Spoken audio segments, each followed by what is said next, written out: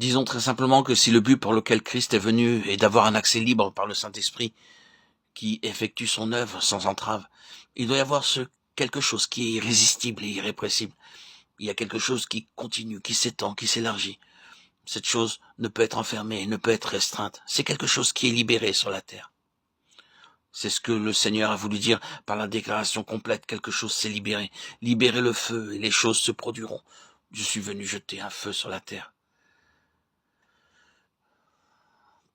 Permettez la libération du Seigneur et des choses seront irrésistibles. Donnez au Saint-Esprit un accès et regardez ce qui se passe.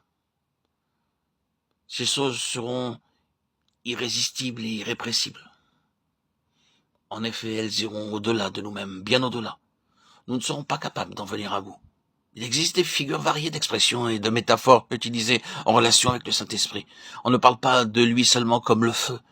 Il n'est pas uniquement symbolisé par le feu. Au jour de la Pentecôte, il était représenté par un vent impétueux. Vous vous retrouvez dans un vent impétueux et vous savez juste que vous ne pouvez pas le gérer. Cela vous dépasse. Il y a un mot ici qui sera employé plus tard par le Seigneur, mot auquel nous arriverons bientôt, mais il convient de le faire remarquer maintenant. Combien je suis restreint jusqu'à ce qu'il soit accompli. Ce mot restreint est très intéressant dans le Nouveau Testament. Il nous est communiqué sous différentes formes. Il signifie contraint. Et ce mot se trouve dans les évangiles, quand la femme pressée dans la foule avec son infirmité avança sa main et toucha le Seigneur. Et qu'il se retourna et dit, qui m'a touché?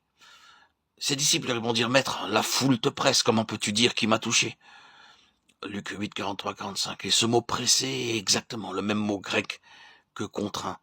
Vous savez ce que c'est que de se retrouver dans une foule? Peut-être l'avez-vous expérimenté récemment. Tenez-vous au sein d'un énorme attroupement, d'une foule, d'une multitude, et voyez seulement si vous pouvez vous y opposer. Si vous pouvez la retenir, non. C'est ainsi. Retrouvez-vous dans une foule et vous devrez aller avec la foule. Ce n'est pas la peine. Vous ne pouvez que la suivre. Le même mot est utilisé à propos de ceux qui prirent en charge Jésus au jour de sa passion, où il s'est livré. Il est dit que les hommes qui tenaient Jésus se moquaient de lui. Les hommes qui tenaient Jésus. Il s'agit à nouveau de notre mot restreint, contraint. Référez-vous à Luc 22, 63. Et vous connaissez le genre d'hommes qu'ils étaient. Ils ne servaient à rien d'essayer de résister à ces hommes. Ils étaient des plus rudes. Ils ne toléraient aucune résistance. La seule chose à faire avec ce type d'hommes est de leur céder, de les laisser faire. Les hommes qui tenaient, les hommes qui restreignaient, contraignaient, maîtrisaient. C'est le même mot que Paul employait lorsqu'il dit qu'à l'amour de Christ nous étreint, de Corinthiens 5, 14. C'est ce terme, ce mot qui signifie simplement retenir, prendre possession et obtenir de la maîtrise. C'est ce que cela signifiait ici. Je suis venu jeter un feu. Et il prend possession et il n'y a aucune résistance quand ce feu a réellement une prise et son accès